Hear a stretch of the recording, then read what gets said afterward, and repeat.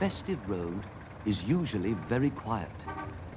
But on this morning, the street was crowded with traffic. At number 52, Mr. Benn looked out of his window at all the traffic. "What's going on?" he asked a man. "The main road is being repaired, and it's the rush hour," said the man. "All the traffic has to come this way." Mr. Benn went back inside and sat down to watch television. The television was showing a film about cavemen. It said that cavemen lived a long time ago. They lived in caves. That's why they were called cavemen.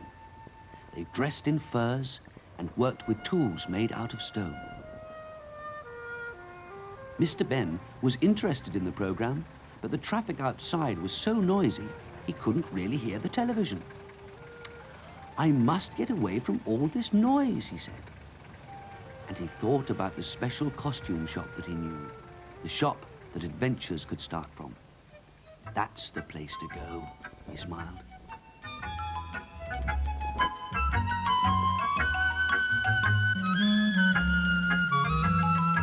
Mr. Benn was soon in the lane with the shop. He went straight to it, paused for a moment, and then went in.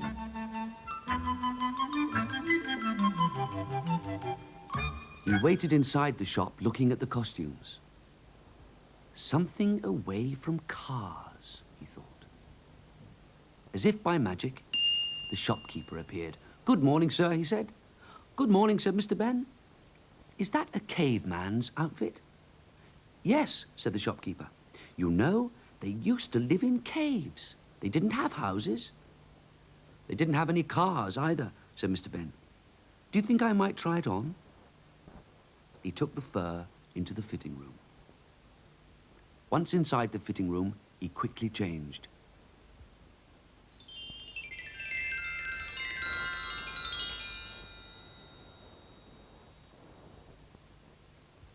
He smiled at the furry Mr. Benn in the mirror, and then went through the door that could lead to an adventure.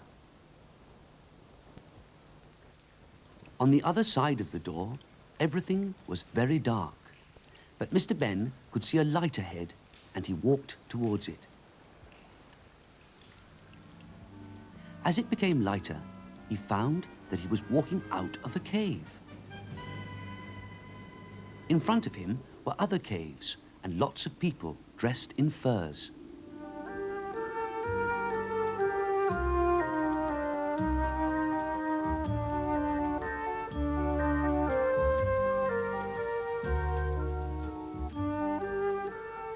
Mr. Benn went over to a patch of grass and lay down. He closed his eyes and thought how peaceful it was. The sun was shining, and he wondered why the cave people didn't lie out in it. It wasn't long before he knew why. From a long way off came a rumbling noise. At the same time, the people at the caves started to shout. In the distance was a great cloud of dust coming closer and closer. The cavemen were shouting, "Look out! Get out of the way! Run for it!" Mr. Benn jumped to his feet and raced back to the caves, just as a huge animal thundered past.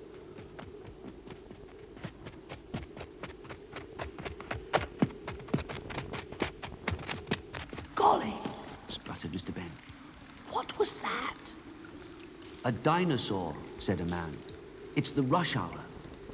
Every morning the dinosaurs rush past here on their way to get the best feeding places. And now, in the evening, they race back to get the best places to sleep."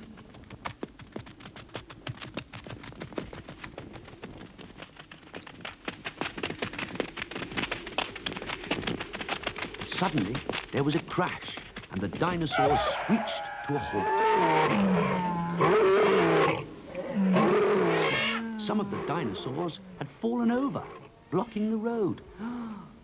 "That's always happening," said the man. "They're so impatient, no manners at all." the dinosaurs picked themselves up and rushed off again. The cave people settled down to a meal. Mr. Benn asked, "Why do you stay here? There must be other places to live away from these dinosaurs." "Not with caves," said a man, "and we need caves to live in." When the meal was over, everyone went to their own caves to sleep. And Mr. Benn settled himself under a pile of furs for the night.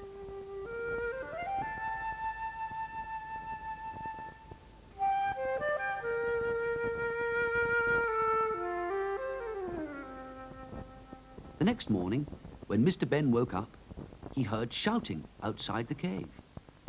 He looked out and saw some men trying to move a dinosaur. "Can I help?" asked Mr. Benn. "This often happens," explained a man. "An animal just parks here to sleep and blocks a cave entrance so that people can't get out. Help us push it out of the way, will you?"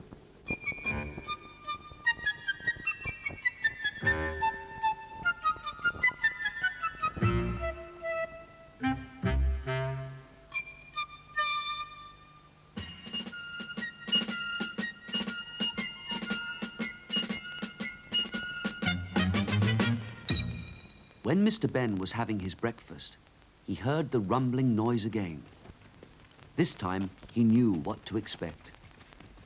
The animals went rushing past, but this time in the opposite direction. When all the dinosaurs had gone, Mr. Benn asked if they could go for a walk to get away from the dust.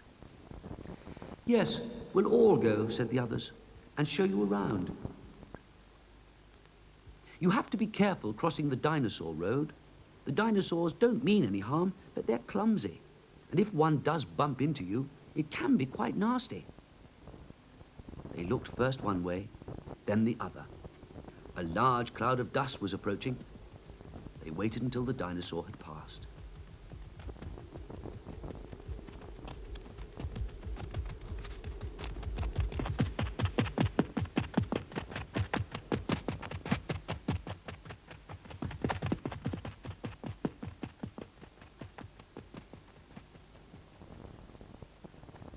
This time when they looked, the road was clear, so they crossed.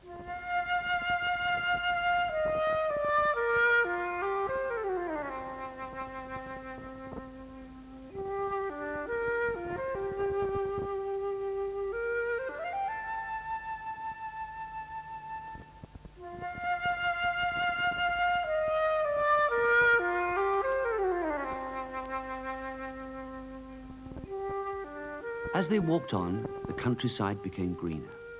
There were trees and streams, and the air was fresh. The children played freely, and everyone was much happier.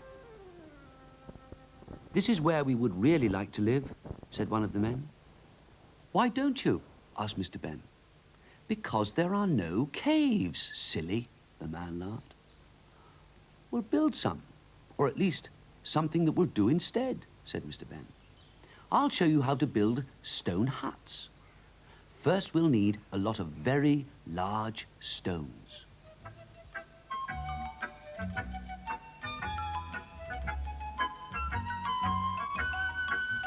Mr. Benn showed the men how to place the stones. As soon as they saw how it was done, they started to build several huts.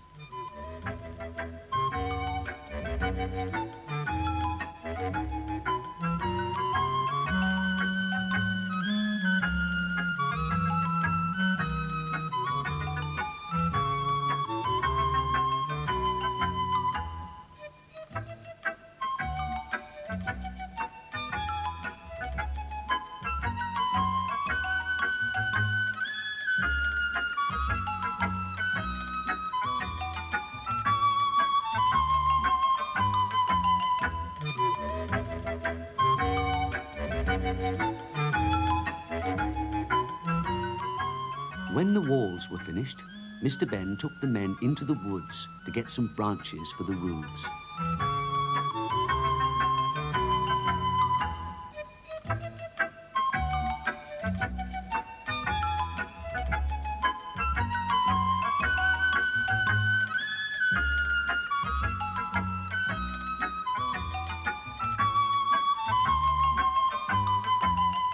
Next, the men cut pieces of turf from the ground.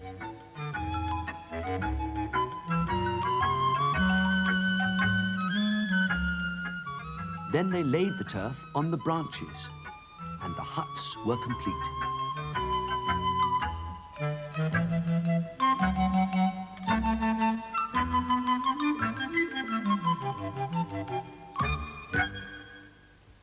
The people were very pleased. From now on, we can live here, they said. A man appeared beside Mr. Benn. Come and look inside this hut, sir, he said. Just then, Mr. Benn heard a noise in the distance. The cave people were standing on top of a hill. They were watching the dinosaurs' rush hour again.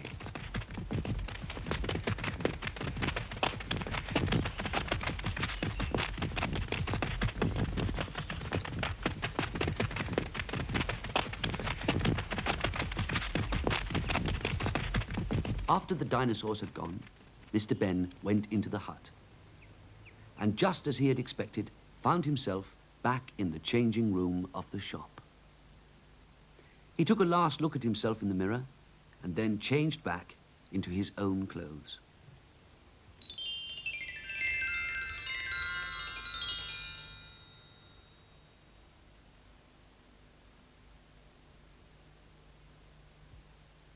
Back in the shop, Mr. Benn returned the fur outfit to the shopkeeper and said, "Thank you. Thank you very much." "Thank you, sir," said the shopkeeper. "We look forward to seeing you again." As Mr. Benn waved goodbye from the door, he said, "I look forward to seeing you again. Goodbye." Mr. Benn walked back home along Festive Road, which was still filled with cars and lorries.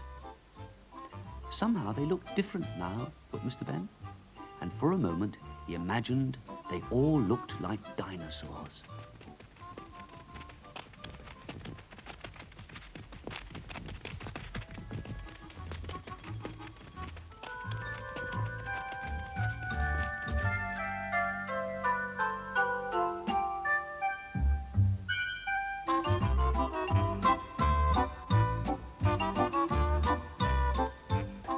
At his gate, Mr. Benn realized that he was holding something in his hand. It was a stone hammer. "I wonder how long I've been holding that," thought Mr. Benn. "I'll keep it.